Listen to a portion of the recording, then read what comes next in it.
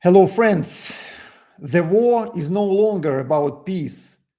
Now it is about the terms of victory or capitulation.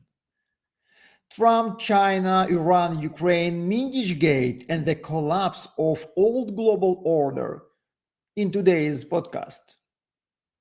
The world is entering a new phase. Ladies and gentlemen, we are witnessing something much larger than another phase of Russia-Ukraine war. The old international order is visibly fragmenting. The mechanisms that previously restrained escalation, American dominance, globalization, institutional diplomacy, economical interdependency, are weakening simultaneously. And against this background, several strategic processes are now merging into one geopolitical crisis system. The stagnation of Russian-Ukrainian negotiation and continuation and even escalation of the war, the transformation of Europe into a military security bloc, the restructuring of United States-China relations, and new, very dangerous, very vocal China's claims towards the United States. The Middle East energy confrontation. This is no longer merely everyday processes or a regional war. This is painful birth of a new world balance. After Trump's visit to China, the world chose temporary stability or not? Significantly not. Trump's visit to China was not about friendship. It was about strategic pause management. Washington and Beijing reached a temporary understanding. Economic cooperation continues. Direct confrontation is postponed. Trade stability becomes mutually beneficial. But by demanding that the United States withdraw from Taiwan, China effectively challenged America's global leadership, and Washington's weak response only confirmed the decline of the old world order. Xi Jinping openly invoked the concept of the Thucydides trap, the ancient theory that rising and ruling powers almost inevitably move toward the war with new rising power. This is extremely important because both China and the United States now understand a direct military confrontation would destroy the global economy before either side could win.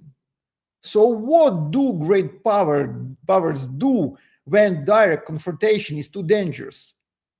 They redirect competition into peripheral theaters. And today, one of those theaters remains Ukraine and, of course, Middle East. Peace negotiations are collapsing. And now let us speak honestly. The current negotiations between Russia and Ukraine are not moving toward compromise. They are moving toward mutually incompatible visions of surrender. Russia's position is now explicit. Ukraine's withdrawal not only from Donetsk and Lugansk, but also from Zaporozhye and Kherson regions. Not partial withdrawal, full withdrawal within administrative borders. And only after that, ceasefire, negotiation, normalization. At the same time, Ukraine and much of Europe increasingly speak not about compromise, but about tribunals, punishment, reparations, strategic defeat, or deterrence of Russia. The launch of a special tribunal for Russian aggression in Moldova symbolically confirms this shift. And here lies the central contradiction. One side negotiates from the logic of territorial surrender. The other side negotiates from the logic of political punishment. These positions currently do not intersect. That is why Secretary of State Marco Rubio admitted openly the negotiations have lost its energy. Because both sides increasingly believe time works on their favor. The airport truce Europe searches for a role.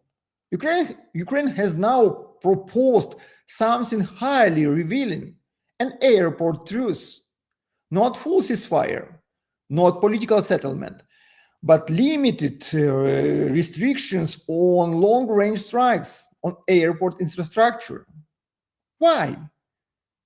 Because Europe desperately needs relevance. Washington's mediation is weakening. Europe fears exclusion from final settlement architecture, and Kyiv understands this perfectly. The airport truce proposal is therefore not only military, it is a diplomatic theater designed to create a formal European role inside negotiations. The real message is Europe must become not only sponsor of Ukrainian resistance, but co-manager of peace. The return of massive escalation. Meanwhile, the military situation continues escalating dramatically.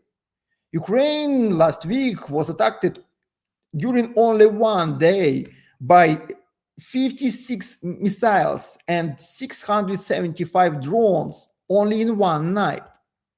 Russia increasingly relies on saturation attacks, ballistic systems, strategic exhaustion. Ukraine responds with long-range drones, missile innovation, and expanding strike geography.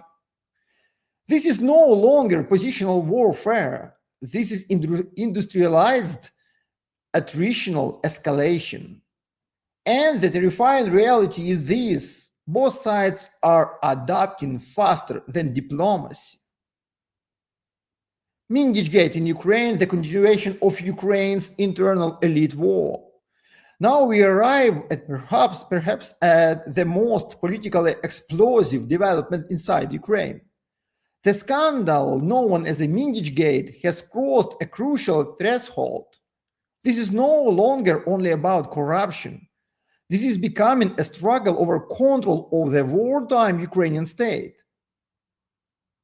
For the first time, senior figures linked to the presidential office, elite financial structures, energy networks, military procurement, and political financing mechanisms are all appearing inside one interconnected narrative and investigation.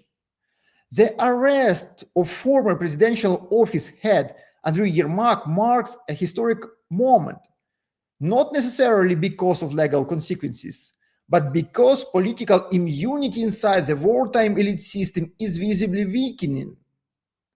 And now we see four major forces entering alignment: the corruptional vertical, Nabu Sap, internal political opposition, the United States observing carefully, the European Union is also watching favorably. This is crucial because external partners increasingly view corruption not simply as a moral failure, but as a strategic governance risk during prolonged war.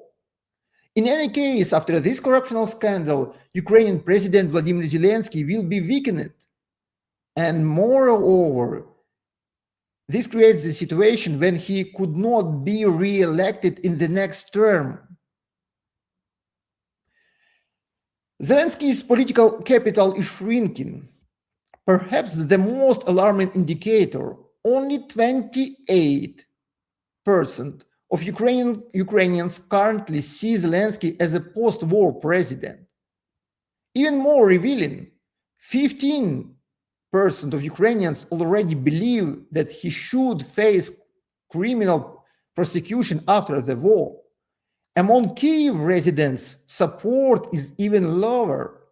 This does not mean imminent collapse, but it signals something extremely dangerous. Wartime legitimacy is no longer politically unconditional. And once wartime legitimacy begins eroding, internal fragmentation accelerates rapidly. Demographic collapse, the silent strategic disaster of Ukraine. Ukraine's population on government-controlled territory may now be only 22 till 25 million people. but it was before independence, and even in 1993, 52 million people. Compare 22 and 52. This is not simply demographic decline, this is strategic exhaustion. War, migration, economic destruction, territorial fragmentation, all combined into long-term demographic weakening. And no military victory can fully compensate for this demographic collapse. History shows this repeatedly. The new global order, energy, imperiality, and fragmentation. Globally, the system becomes increasingly unstable. Trump openly speaks about America becoming the world's gas station.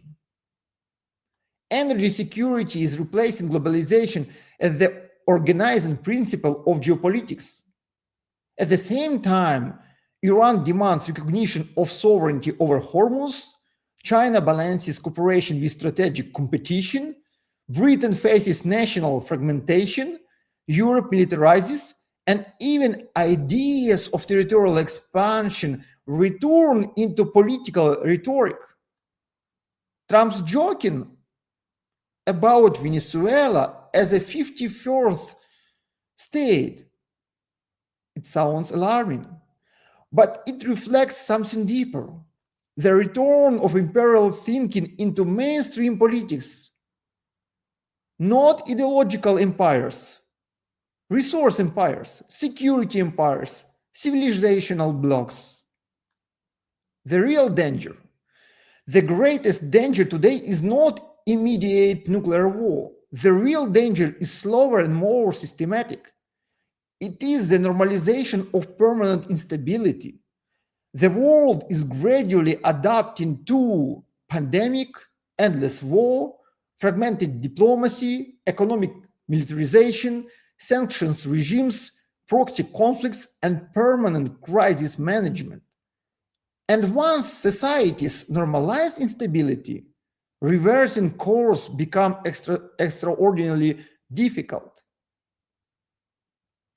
But peace is closer than war, but only professionally.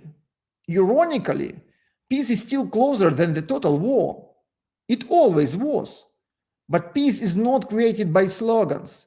Peace requires expertise, institutional work, negotiation, incentives, guarantees, and strategic imagination. Right now, there is still no serious multinational professional negotiation architecture working continuously on a realistic settlement model. And that may become one of the greatest failures of modern political leadership. Because wars today are not prolonged by lack of suffering. They are prolonged by lack of political acceptable exit mechanisms. Dear friends, if you value geopolitical analysis without propaganda, without emotional simplification, without ideological comfort, then support this work. Subscribe, share this video, and join the discussion. Because the world is entering an era where understanding geopolitical reality becomes not intellectual luxury, but political survival.